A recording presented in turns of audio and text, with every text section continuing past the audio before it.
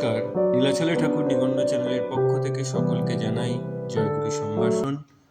আশা করি ঠাকুর মহারাজের কৃপায় আপনারা সকলে সুস্থ আছেন, ভালো আছেন। আজ পাঠ উপস্থাপনা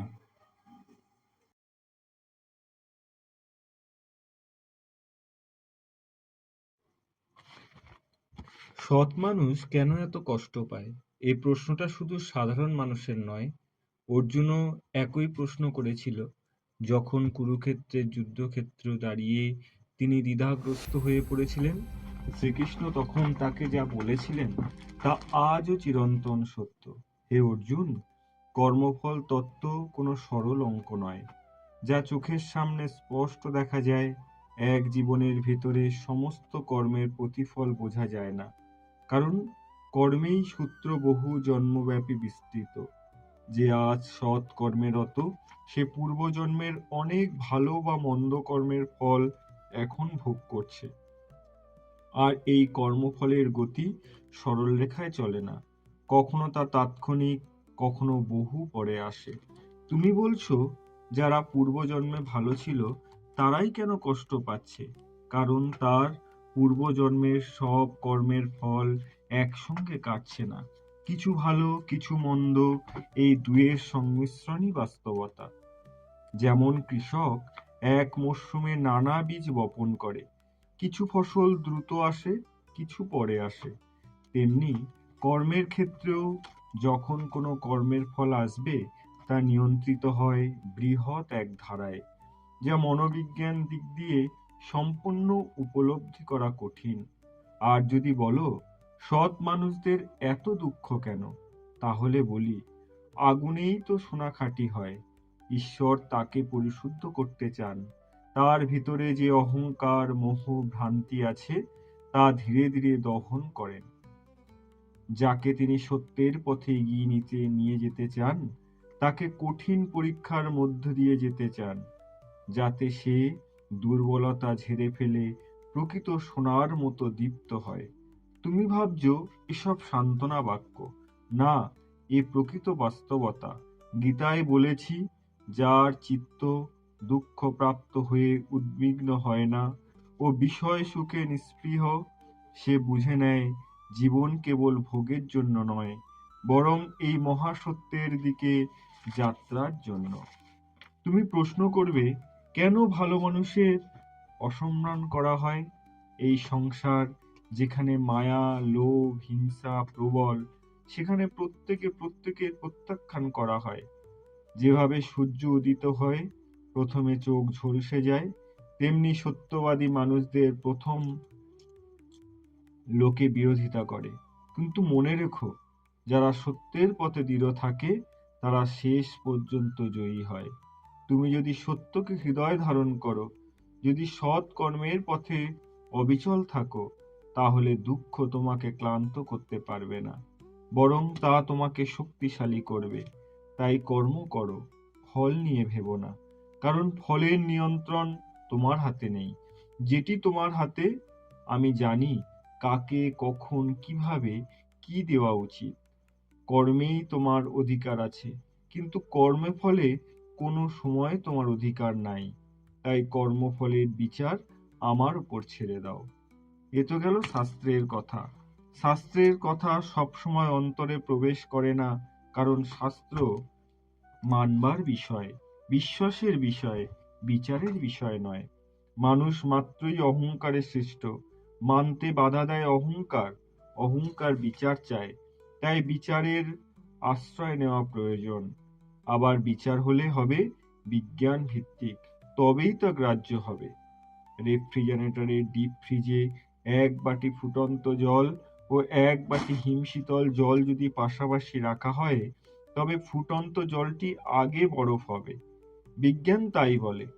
যার জীবন নিরুদ্বেগ হবে, তার ভগবৎ প্রাপ্তি বা আত্মজ্ঞান দেরিতে হবে। যার জীবন উদ্বেগপূর্ণ, যার জীবন দুঃখ কষ্টে ভরা, বিজ্ঞান অনুসারে তার ভগবান আকর্ষণ দ্রুততর হবে। ভগবান দুঃখ দেন কাছে টেনে নেবার জন্য। যারা সৎ মানুষ, তাদের কর্মফল ভালো। ভগবান তাদের দুঃখ দেন যাতে সহজে ভগবৎ প্রাপ্তি হয়। গীতার প্রথম অধ্যায়ের নাম তাই বিষাদ যোগ। এক রাজা ছিলেন, নকল মুক্ত তৈরি করিয়ে আসল মুক্ত বলে চালান দিতেন। এক জহুরি রাজাকে বলেছিলেন, আপনি যতই দক্ষ কারিগরকে দিয়ে বানান, আমি ধরে নেব। রাজা তাকে একদিন আসতে বললেন।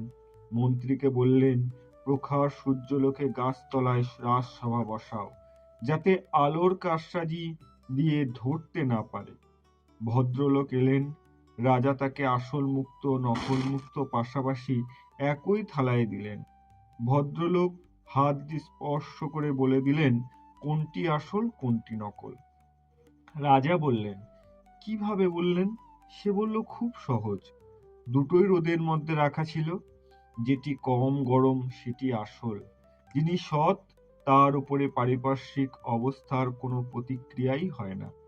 প্রকৃতপক্ষে সৎ মানুষের যেটা প্রবল দুঃখ বলে মনে হয়েছে, সেটা তার কোনো দুঃখই নয়। সুখ দুঃখের প্রতিক্রিয়া হয় আমাদের মতো অসৎ মানুষদের। যারা ভগবত নির্ভর, তাদের সুখী বা কি, দুঃখই বা কি, সবই ভগবত কৃপা। কুরুক্ষেত্রের যুদ্ধের অবসান হয়েছে। দীর্ঘ 14 বছর দুঃসহ জ্বালা যন্ত্রণা সহ্য করে বাহুবলে রাজ্য জয় করেছেন পাণ্ডবরা। কুন্তী রাজমাতা হয়েছেন। হস্তিনাপুরের সকল অধিবাসী আজ আনন্দে নিত্যরত। শুধু হস্তিনাপুর কেন, সমগ্র ভারতবর্ষ আনন্দে উদ্বেলিত। কৃষ্ণ এসেছেন কুন্তীর কাছে, এবার বিদায় দাও পিসিমা, দুঃখের অবসান হয়েছে। কুন্তী বললেন, যে সুখ আমাকে তোমার থেকে বঞ্চিত করে, সেই সুখ নিয়ে আমি কি করব? বরঞ্চ আমাকে দুঃখে নিমজ্জিত করো, যাতে সদা সর্বদা তোমাকে কাছে পাই। যে দুঃখ দেখে আমার আমার কাতর সহানুভূতি ঈশ্বরের সান্নিধ্যের পাওয়ার আশায় তার আনন্দ, আর যে সুখের জন্য আমরা লালায়িত, তা তার কাছে অসহনীয় দুঃখ, কারণ তিনি পাশে নেই। সুখ দুঃখের সংজ্ঞা মানুষে মানুষে বিস্তর ফারাক। কেউ ভোগে উদ্বেলিত, কেউ ত্যাগে পরিতৃপ্ত, কেউ ভোগে শঙ্কিত, কারো ত্যাগে স্বস্তি। সৎ মানুষের কষ্ট আর অসৎ মানুষের কষ্ট মানুষের দৃষ্টিভঙ্গির উপর নির্ভর। সৎ মানুষ কষ্ট পায়, এই ধারণাটাই ভুল। সৎ মানুষের অবস্থা দেখে আমরা যারা সুখ ভোগে ব্যতি রেখে জীবনের কিছুই বুঝি না, তাদের মনে হয় তারা কত কষ্টে আছেন। প্রকৃতপক্ষে সৎ মানুষ পরমাত্মায় মগ্ন। জাগতিক সুখ দুঃখ তার কিছুই না। আমরা একটু দুঃখ পেলেই ভগবানের উপরে রাগ করি। ঠাকুর, কত দুঃখই যে তুমি আমাকে দেবে। যেন নির্মম নিষ্ঠুর সে ভগবান কেবল দুঃখ দিতেই ব্যস্ত। তার দুঃখ দিতে দিতে কিছুতেই তৃপ্তি হচ্ছে না।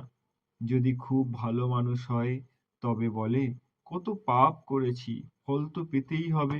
ভগবানকে নির্মম নিষ্ঠুর জর্জ বানাই। তার শাস্তিকে জর্জের শাস্তির মতো দেখি, পিতার শাস্তির মতো দেখি না। পিতার শাস্তি সংশোধন, জজের শাস্তি প্রতিশোধ। প্রকৃতপক্ষ ভগবানের কল্যাণময়তা দেখি না। আমাদের এতটুকু বিশ্বাস নেই ভগবানের। এই বিশ্বাস জন্মাবার জন্য ভগবানকে কাছে দুটো উপায় আছে, সুখ দেওয়া আর দুঃখ দেওয়া। ভগবান যখন সুখ দেন, সেটাকে আমরা আমাদের কৃতিত্ব মনে করি, ফলে ভগবানের দেওয়াটা গৌণ হয়ে যায়। আমাদের যাতে বিশ্বাস হয়, তার জন্য ভগবান সুখ দুঃখ দিয়ে থাকেন। এরপর মানুষ যখন ভুল পথে চলতে থাকে, তখন শুধুই দুঃখ দেন। যতক্ষণ মানুষ ঠিক পথে না আসছে, সেই সব সত্য মানুষের বোধগম্য হয় না, যতক্ষণ না সে সাধু সঙ্গ বা সৎসঙ্গ লাভ করে। একবার নারদ শ্রীহরির কাছে একই আবেদন করেছিলেন, ঠাকুর, তোমার বিধান বোঝা বড় ভার। কাউকে সুখের পর দুঃখ, কাউকে দুঃখের পর দুঃখ দাও কেন? শ্রীহরি বললেন, নারদ, তোমার সময় হবে একদিন, একবার আমার সাথে আসতে পারবে? শ্রীহরির আবেদন। সানন্দে নারদ চললেন, অবশ্যই ছদ্মবেশে। প্রথমে এক ধনীর বাড়ি গেলেন মাধুকরী করতে। ধনী সাহায্য তো করলেনই না, উপরন্তু অপমান করে তাড়িয়ে দিলেন। শ্রীহরি আশীর্বাদ করলেন, তোমার ধন বৃদ্ধি হোক। এরপরে গেলেন এক অত্যন্ত দরিদ্রের বাড়িতে। সাধু দর্শনে তিনি উদ্বেলিত হলেন। তার ঘরে সেবা দেওয়ার মতো কিছুই ছিল না, একটি মাত্র গরু। তিনি খানিকটা গরুর দুধ দিয়ে সেবা করালেন। শ্রীহরি পরম সন্তুষ্ট হলেন। যাবার পূর্বে আশীর্বাদ করলেন, তোমার গরুটা মারা যাক। নারদ আঁতকে উঠলেন, প্রভু, এ কি নিষ্ঠুর বিচার! যে তোমার অপমান করল তাকে দিলে ধন, আর যে যথা সর্বস্ব দিয়ে সেবা করল তার শেষ সম্বলটুকু কেড়ে নিলে। শ্রীহরি বললেন, ওই বৃদ্ধ রমণীর মন প্রাণ দিয়ে আমাকে ভজনায় মত্ত। সংসারের কোনো কিছুতেই আসক্তি নেই, অন্তরায় ওই একটি গরু। ওই গরুর প্রতি প্রীতি আমাকে পেতে দেরি হচ্ছে। ও যাতে শীঘ্রই আমাকে পেতে পারে, তাই গরুটাকে আমি নিয়ে নিলাম। নারদ বললেন, তাহলে ওই ধনীকে কেন ধন দিলেন? ওর পাপ প্রায় পূর্ণ হয়ে এসেছে, যতটুকু বাকি আছে সেটা বৃদ্ধি করতে সহায়তা করলাম। এবার ওকে নরকে প্রেরণ করে সব পাপ ধুয়ে মুছে পুনর্জন্ম দেব। যদি আমার প্রতি মতি হয় ভালো, না হলে আবার নরক, আবার জন্ম চলতেই থাকবে যতদিন না আমাকে পাবার প্রতি তার মতি হয়। এভাবে মানুষ ঘুরতেই থাকে। আমার হাতে দুটোই মাত্র উপায় আছে, সুখ আর দুঃখ। তাই চক্রবৎ ঘুরতে ঘুরতে তবেই আমাকে পাবে। জয় গুরু, জয় গুরু। যদি আপনাদের আমার উপস্থাপনা ভালো লেগে থাকে তাহলে অবশ্যই একটা লাইক ও শেয়ার করবেন, আর নতুন নতুন উপস্থাপনা শোনার জন্য চ্যানেলটি সাবস্ক্রাইব করবেন। আর ভিডিওর শেষে যে কথা বলি, আপনারা সুস্থ থাকবেন, ভালো থাকবেন, ঠাকুর নিগমানন্দ চ্যানেলের সঙ্গে সদা সর্বদা যুক্ত থাকবেন।